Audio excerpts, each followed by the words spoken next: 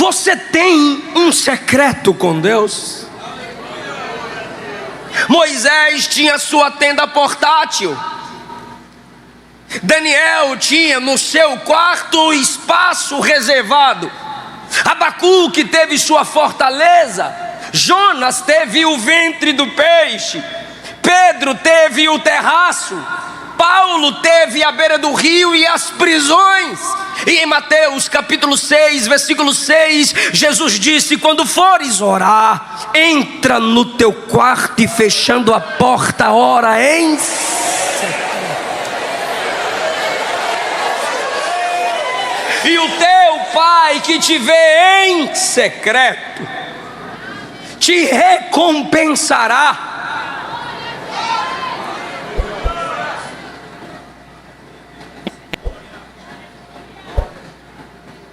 Pastor, é que me falta tempo. No Salmo 55, Davi disse que oraria 3 vezes. Davi é guerreiro, Davi é rei, Davi é poeta, Davi é profeta. Davi julga. E Davi orava. Daniel, no capítulo 1 do livro que leva seu nome, é o mais sábio na Babilônia. No capítulo 2 é líder dos sábios. No capítulo 4 é conselheiro de sábios. No capítulo 5 é terceiro governador na Babilônia. E no capítulo 6 diz que ele orava 3 vezes ao dia.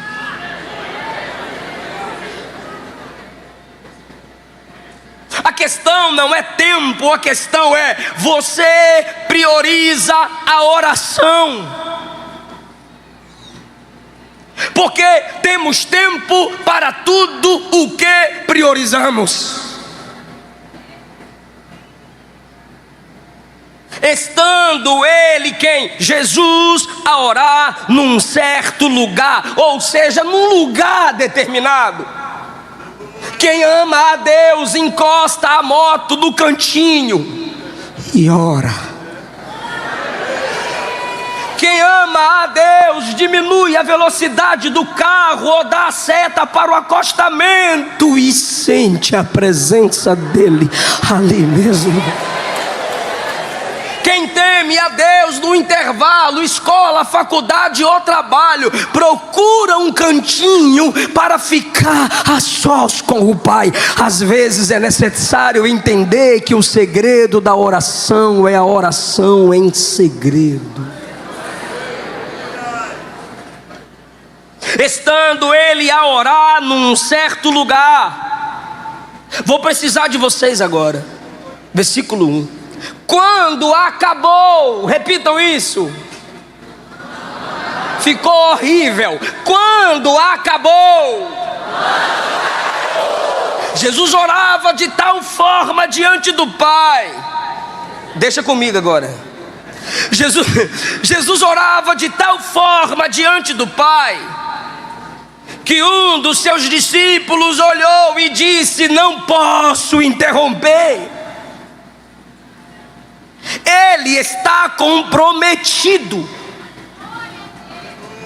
Ele trata como sagrado o que ele está fazendo agora. Quando Jesus acabou,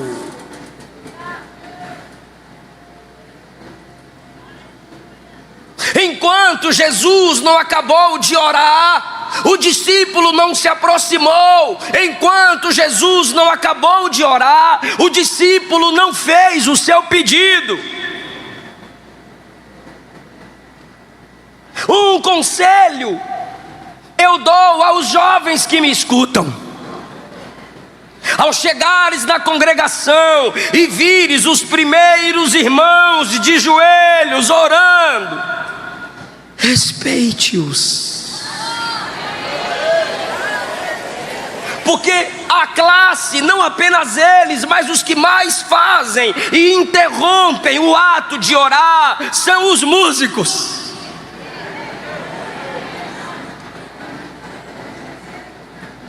Alguém entende que o culto não começa depois da oração, mas com oração.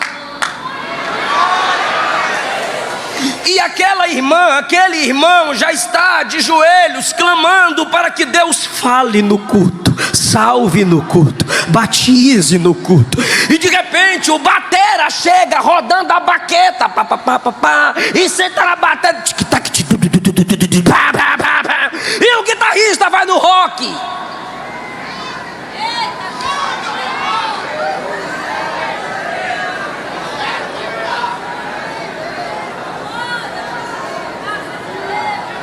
A esposa está orando e o marido não se incomoda em incomodá-la. Ou vice-versa, o esposo está orando e a irmã acha que quem acabou de ligar tem mais importância do que aquele com quem o marido já está falando. Pelo menos na minha casa eu tive que dizer: quando eu estiver orando, brinquem aqui. Eu tenho 2 pentecostes lá em casa.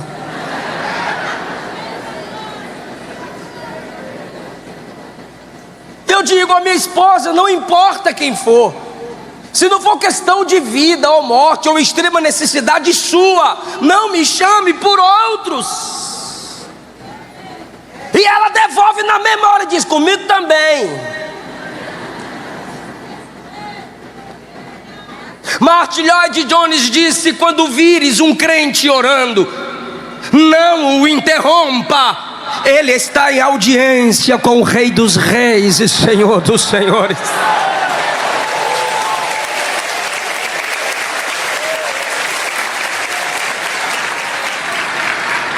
Mas por que muitos de nós não somos respeitados ao orar?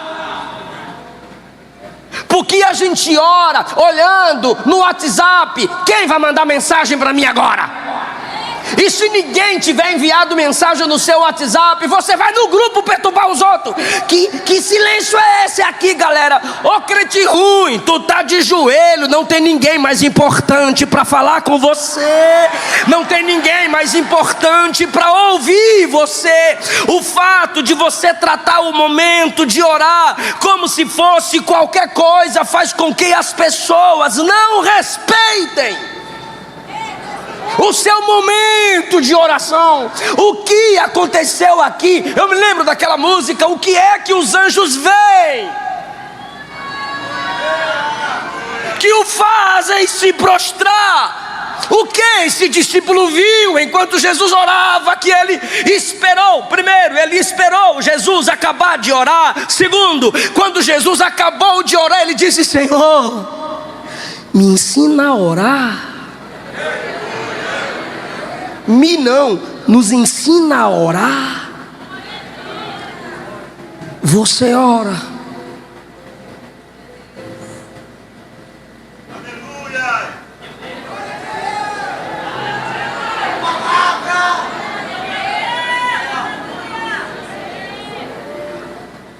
Jesus pregou sobre oração, Mateus 6, Lucas 11, Lucas 18, Mateus 21, Mateus 18. Mas Jesus orava. Ei pregador, ei pastor, você ora? Eu sei que é mais fácil falar de oração do que orar. Eu comecei a pregar com 5 anos de idade. Imagine o tamanho.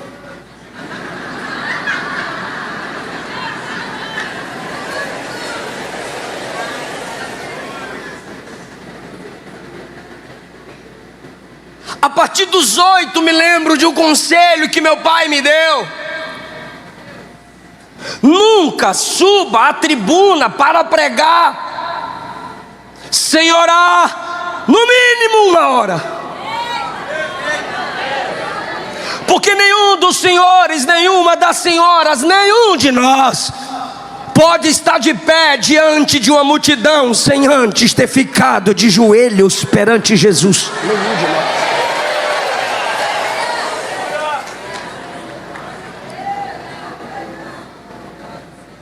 Quando acabou, um dos discípulos lhe disse, me ajuda de novo, quantos discípulos?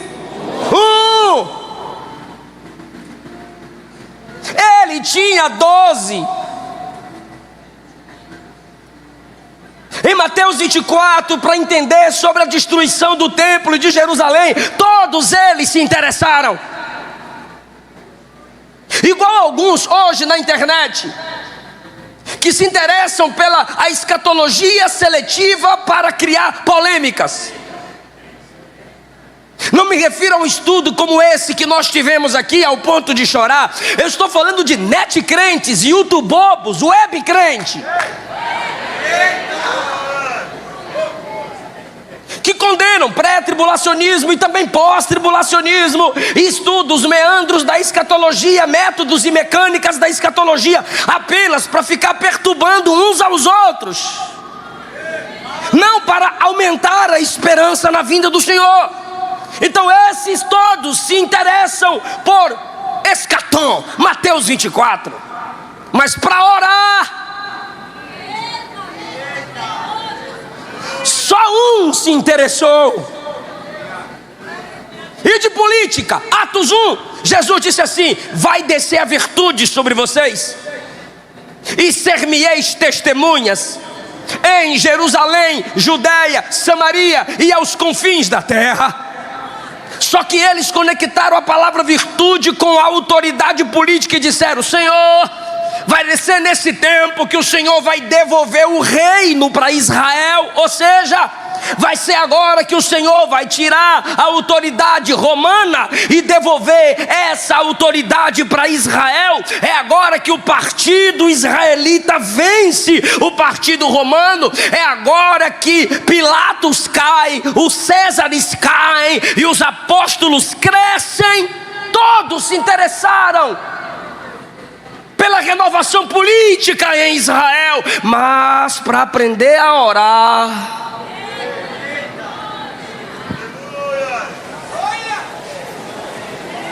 só um.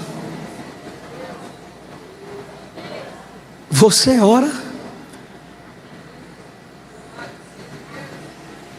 Você conhece gente famosa porque canta? Você conhece gente famosa porque prega? Me mostra alguém famoso apenas porque é de oração. Por que não tem, pastor? Porque oração é ministério do anonimato, mas sem esse ministério nenhuma igreja cresce.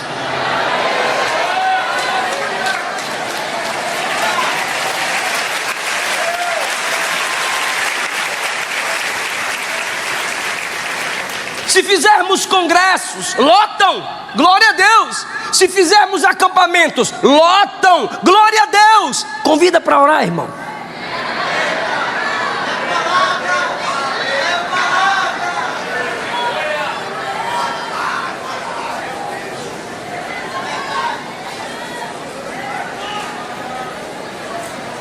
Um deles, e eu duvido que era Pedro. Se fosse Pedrão, se você já leu Mateus 26 e João 13, tu entenderia por que eu estou dizendo que eu duvido que era Pedro. Se fosse o Pedrão, olharia para Jesus e diria: só entre nós aqui, passa a senha, passa o código. Não, os outros não, os outros só deixa para lá. Todo mundo aí te nega, todo mundo aí tropeça. Olha eles lá no TikTok, no Facebook. Agora Pedrão está aqui, ensina pro Pedrão.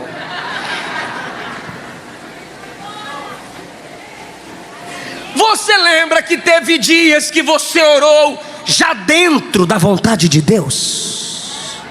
E que dia foi esse, pastor? Foi o dia que ele respondeu. Lembra quando você orou fora da vontade de Deus? Lembra, pastor? Foi o dia que ele disse não.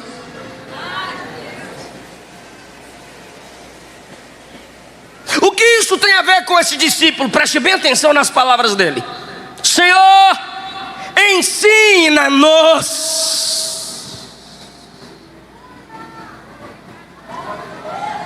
Ele não diz ensina só para mim. Ele disse ensina para nós. Ele estava dizendo ninguém aqui sabe orar como o Senhor ora. Só que não é apenas eu quem preciso aprender. Nós todos precisamos aprender a orar, Senhor. Ele já está orando com um coração intercessor. Ele já está incluindo os outros que ainda não sabem orar. Tu está preparado para dar mais um glória lindo? Então eu vou ler o texto. Quando ele diz assim: Senhor, ensina para nós. Eu começo e você termina. Ensina. Ficou lindo, bora lá. Ensina. Ele não disse ensina para. Bora fazer a mímica. Ele não disse ensina para. Ele disse ensina para. Senhor, ensina para nós. Aí Jesus então vai ensinar, versículo 2: quando orardes, dizei: Pai, santificado seja o teu nome, venha o teu reino, o pão nosso de cada dia. Versículo 4: perdoa os nossos pecados. Versículo 4: não nos conduza em tentação, mas livra-nos. Eu disse que ele já estava dentro do propósito. Ele já estava conectado ao coração de Jesus. Por quê? Porque ele disse ensina para nós. E a resposta é: o Pai é nosso, o pão é nosso, o perdão é para nós e o livramento é para nós. Nunca confie em um pastor, em um pregador, em um crente. Nunca confie num pastor, num crente ou num pregador que nunca diz: ora por mim.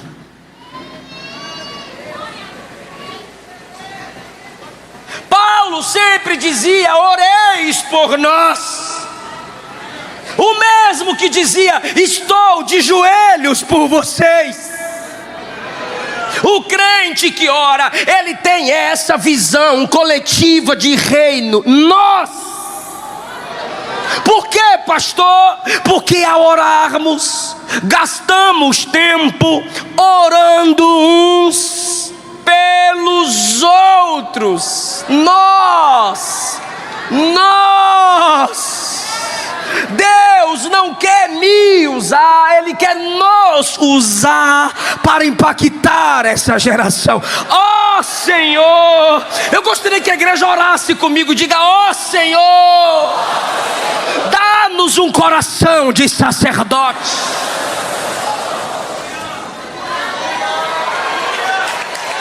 Nós precisamos uns dos outros. Nós precisamos de oração. Então não é apenas eu orando por você, é você também orando por mim. A igreja vai concluir o que eu vou começar agora. Quem está me ouvindo diz amém. Amém. No batismo, Jesus orou. Para escolher os apóstolos, Jesus orou. No Monte da Transfiguração, Jesus orou. Lucas 11, para ensinar a orar, Jesus orou. Na cruz, Jesus orou. Eu disse que você ia concluir. E hoje, à direita do Pai,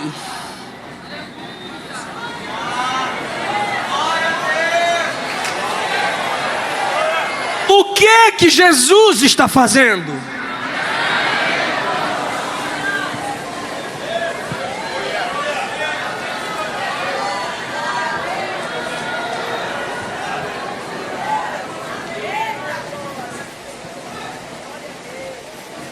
É uma pergunta e não é retórica. O que Ele está fazendo fazendo à direita do Pai? Pregando? Cantando?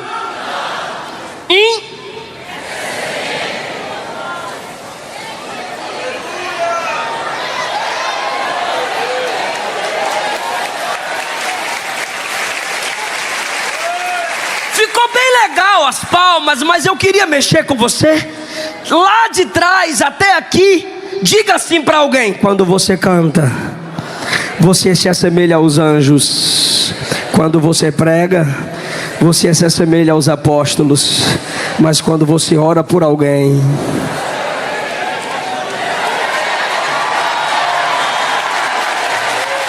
só a oração te torna semelhante a Jesus. Ei, mulher de Deus, ei, varão, ei, pastor, você pode começar profeta como Saul no terreiro dos profetas e terminar como Saul no terreiro de macumba. Ei, você pode começar como Judas apóstolo e terminar como apóstata. Ei, pregadora, cantor, missionário, pastor, você pode começar como Alexandre o latoeiro, acompanhando o ministério apostólico, e terminar como traidor, desleal. Por quê, pastor? Quem deixa de orar, deixa de crescer na santidade. Quer viver em santidade? Oração, oração, irmão. Todos aqui amam Deus, mas uns amam mais. Quem são esses? Os que oram. Todos aqui são luzes do Senhor, mas vocês não podem mentir. Alguns brilham mais do que os outros. Por quê, pastor? Porque ora.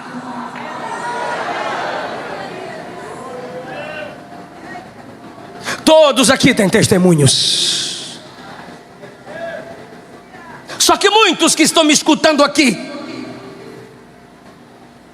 seus testemunhos são como a aparência e as falas e as vestes e o pão e o calçado dos gibeonitas, velhos, estragados e antigos.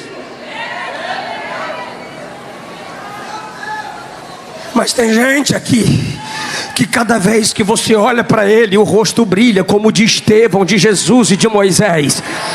Por quê, pastor? Oração. O crente que não ora, cada vez que você encontra com ele: estou na prova, estou na luta, fracassado, quase desviado, indo para o inferno.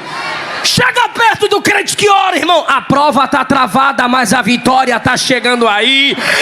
Ele só prova quem ele ama. Você ora,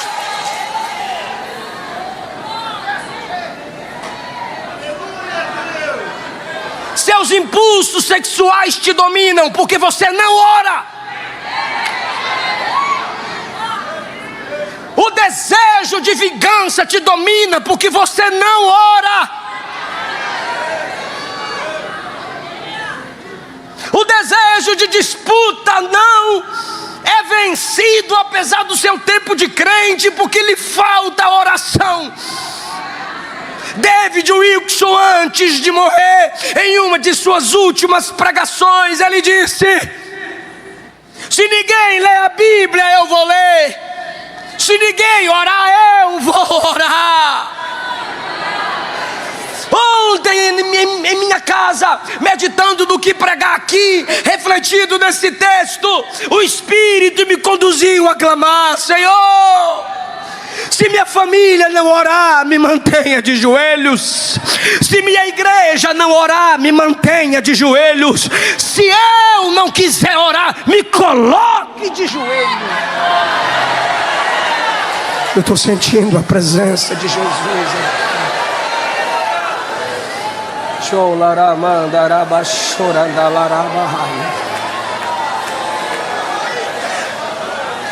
Ele está te trazendo hoje. Ele está te trazendo hoje de volta para a comunhão. Você sabe que o segredo é orar.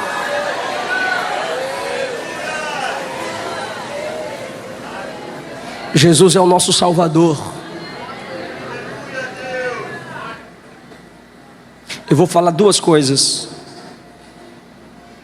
um testemunho e encerro. Jesus é o nosso Salvador. E em Lucas 11, me ajuda, ele está?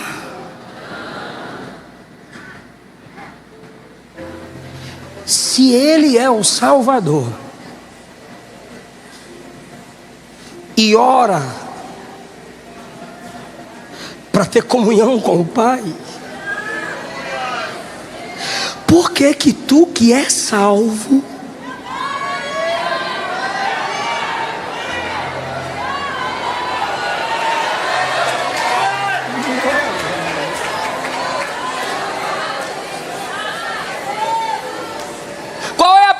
evidência de que um bebê está saudável ao nascer? Chorar. E se não chorar, o médico tome. Pelo menos no meu tempo. E olha que eu não sou assembleanossauro. E qual é o primeiro ato, a maior característica de alguém que nasceu de novo? Paulo disse: quando o Espírito nos regenera, quando nos tornamos filhos por adoção. Deus não tem filhos mudos.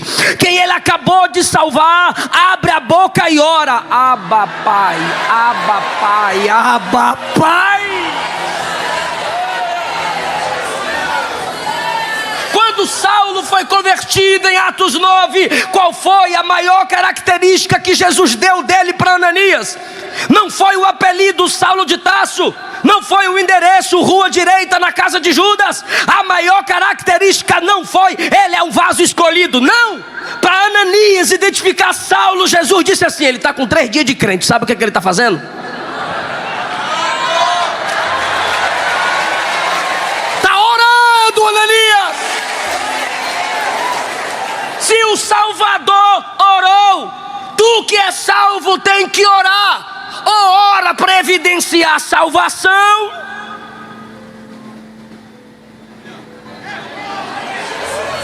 eu ainda estou torto, eu tenho que voltar.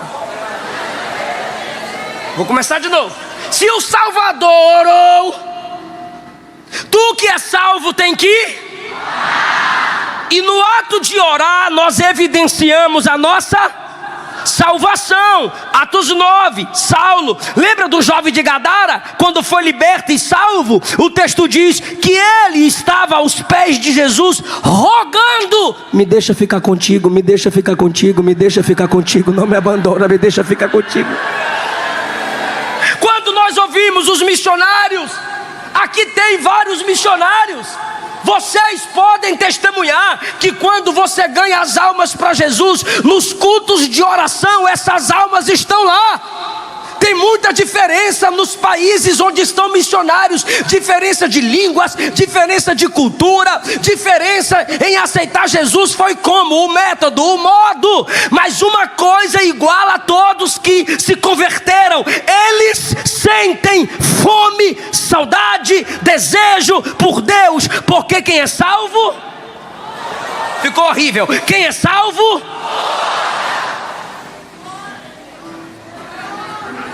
Se quem é salvo ora logo, repara, é vocês que estão falando comigo. Eu não vou assumir a polêmica sozinho. Se quem é salvo ora, então quem não ora,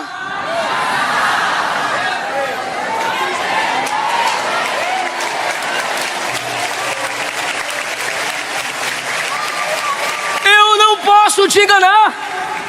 Não, pastor, eu nasci na igreja, o diabo nasceu no céu e vai ser lançado no lago de fogo. Filho de crente não é neto de Deus. Se você não ora,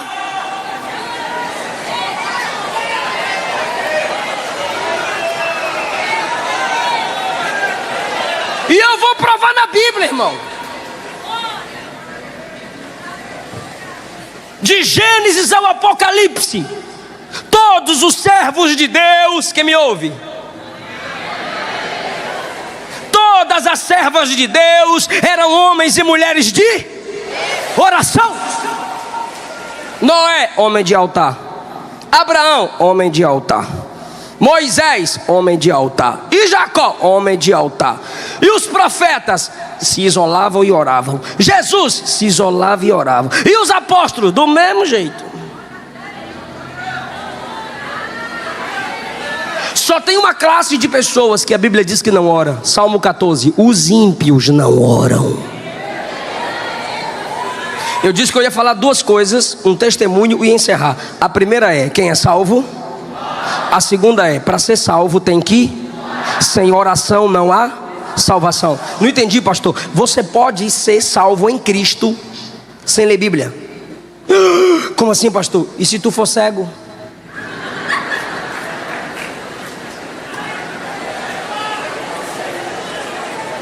E se for analfabeto? Segundo, tu pode ser salvo em Cristo sem ter frequência de ouvir pregações. Ouço e leio testemunhos de missionários que pregam em tribos na Ilha dos Cocombas.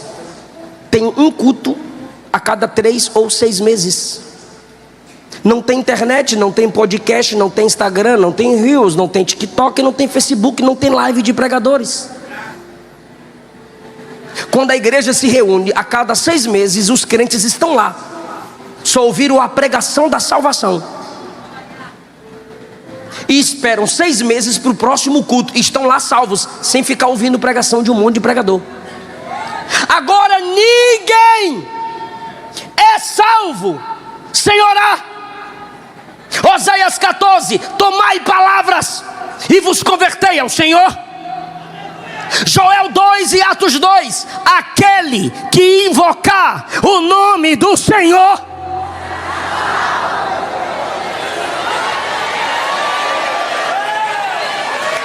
O ladrão na cruz, os dois zombavam de Jesus. De repente ele percebeu que o homem da cruz do meio é santo, é diferente. Ele olhou para o outro e disse: cala a boca, respeita o homem da cruz do meio. Nós somos maus, ele é justo. Aí ele olhou para Jesus e clamou: Senhor, lembra de mim quando vieres no teu reino. E quando alguém clama para ser salvo, Jesus responde: hoje estará comigo no paraíso.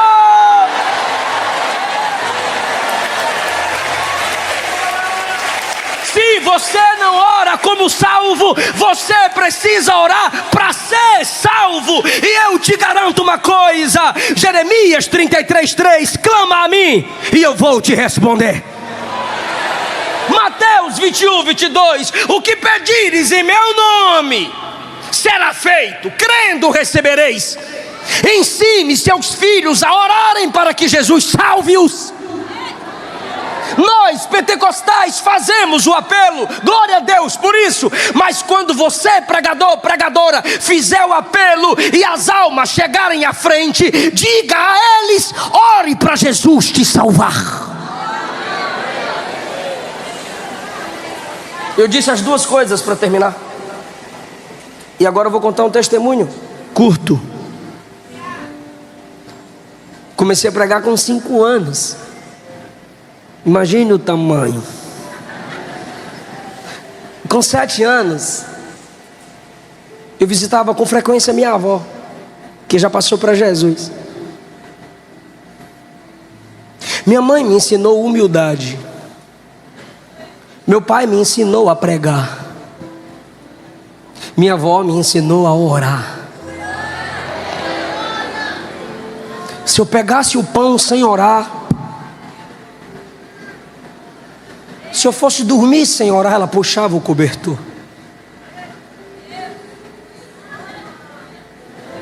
Se eu chegasse e não orasse, ela: bora agradecer. Quando eu ia sair voltando para casa: vamos orar. Criança. E isso fazia com que minhas tias se sentissem na liberdade de brigar com vovó.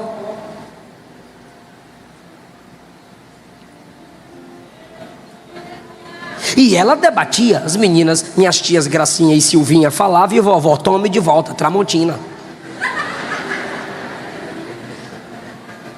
E elas queriam debater com vovó, e vovó debatia. Duas piricrentes. Vovó não baixava a cabeça. E eu, vovó, é verdade, vovó. Eu lembro que com uns 9, 10 anos de idade, cheguei na casa de vovó. E ela me chamou no cantinho, quem está me ouvindo?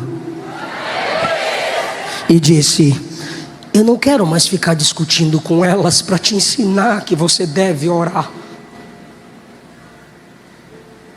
Eu vou te dar a senha e você me segue.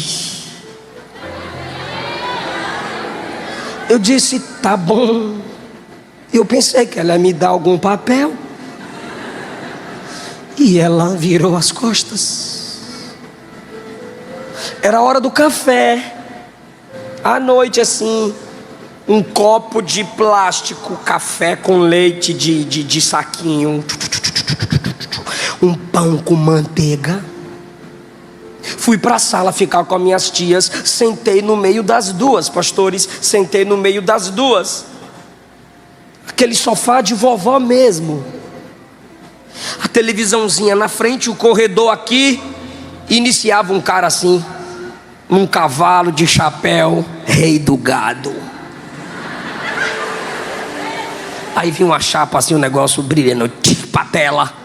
Eu lembro disso, quando começou.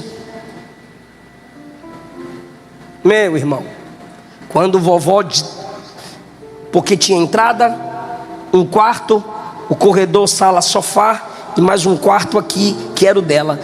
Vovó chega, e o pregadorzinho no meio de duas desviadas, assistindo novela.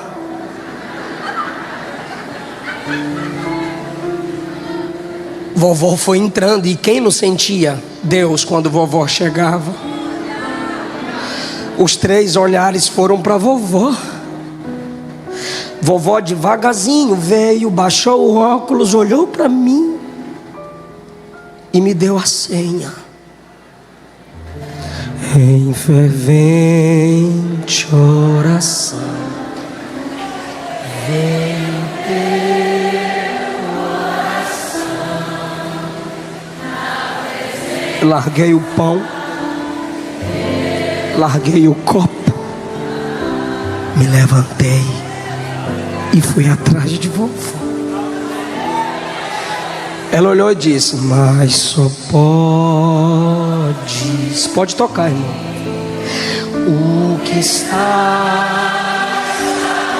Me ajoelhou ao lado dela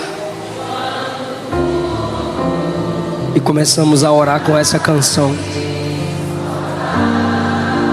Você pode cantar forte agora.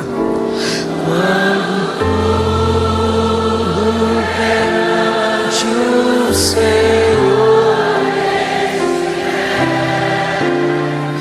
e todo teu ser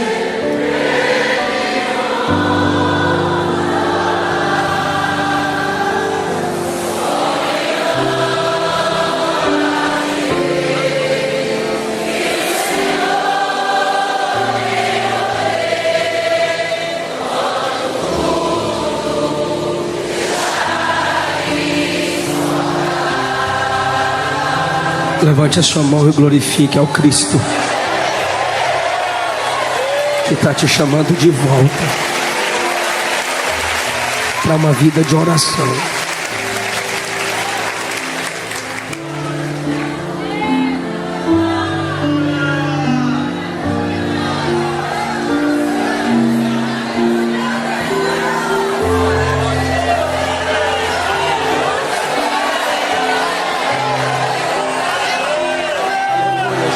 Aleluia, Jesus.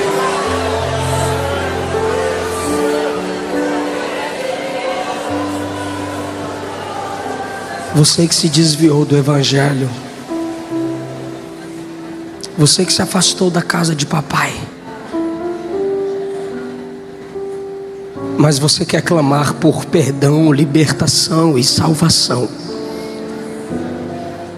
Vem cá na frente que você não vai clamar sozinho, sozinha. A igreja vai clamar com você. Onde está a primeira pessoa que virá à frente e clamar por perdão, religação, restauração da comunhão. Vem, filho, vem, filha. Quando tudo perante o Senhor estiver e todo o teu ser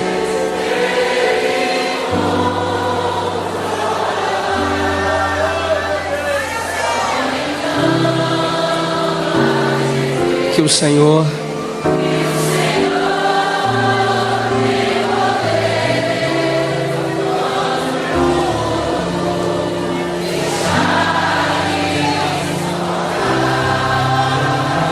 maravilhas. Vem para Jesus, moça. Vem para Jesus, casal. Você caiu, mas seu chamado está de pé. Você se afastou, mas a igreja te aproxima de Jesus. Vem, vem e clama pelo seu perdão. Vem e clama pela sua restauração. Deus marcou essa noite para marcar a sua vida.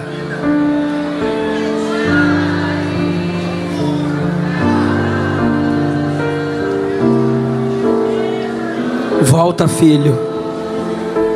Obrigado pelo retorno. Volta, filha, volta, filho. Ou você que nunca entregou sua vida para Jesus, mas está com vontade de ser crente, corre aqui, porque isso não é desejo natural teu. É o poder do Espírito Santo nessa casa te resgatando para a comunhão.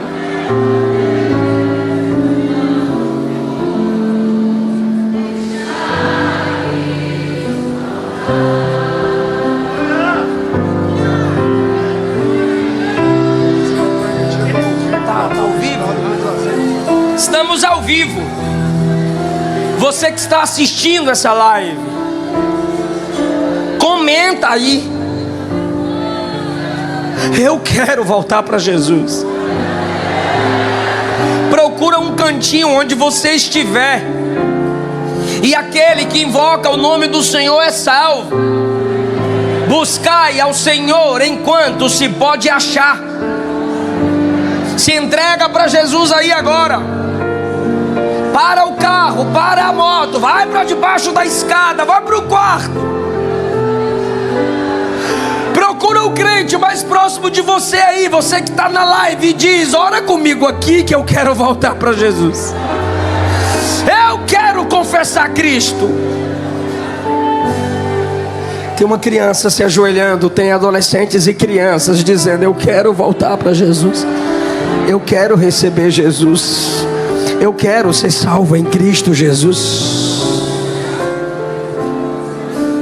Jesus salvando almas numa convenção.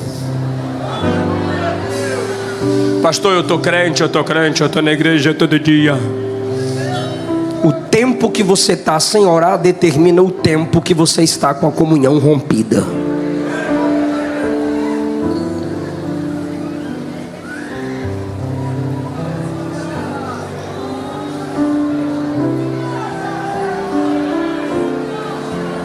Lutero disse: considere perdido o dia que você não meditar nas escrituras sagradas. E eu acrescento: considere perdido o dia que você não orar.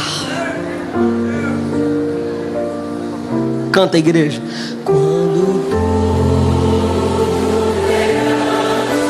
As pessoas estão aí na live agora. Digita que a igreja vai te ajudar em oração. Escreva, porque alguém te identifica e cuida da sua alma.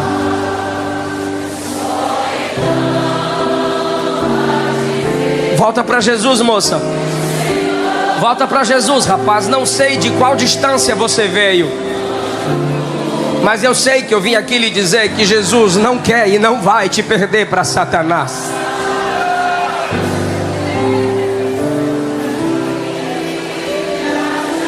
Te fará. Humilhai-vos debaixo debaixo da potente mão de Deus, e no seu tempo certo Ele vos exaltará.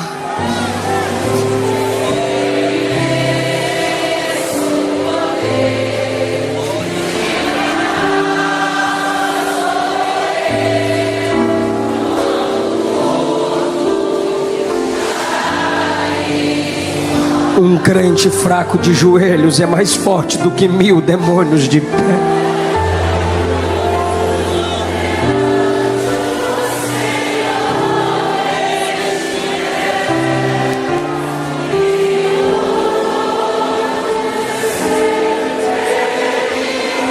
Senhor Jesus,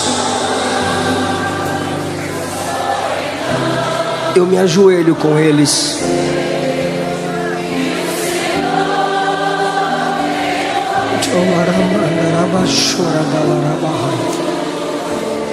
Como Neemias e Daniel se identificaram com aqueles que precisavam de sua graça restauradora, eu me ajoelho com eles. E juntamente com a sua igreja eu clamo: perdoa, lava, escreve o nome no teu livro, traz de volta a unção e a comunhão perdida, dá-lhe capacidade para vencer e superar o passado, que haja neles força para perdoar quem os feriu,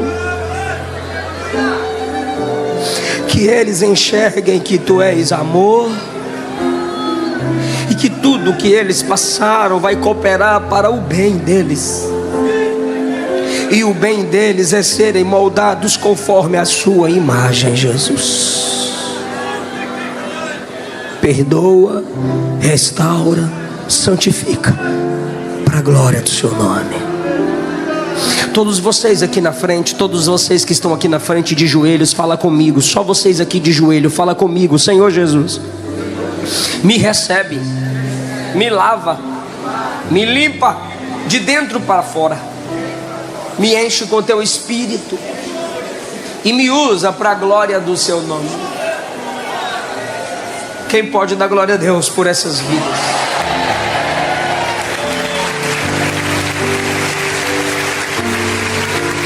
Aleluia. O meu material ficou aonde, querido? Aqui, à direita. Vocês não podem ficar sem congregar.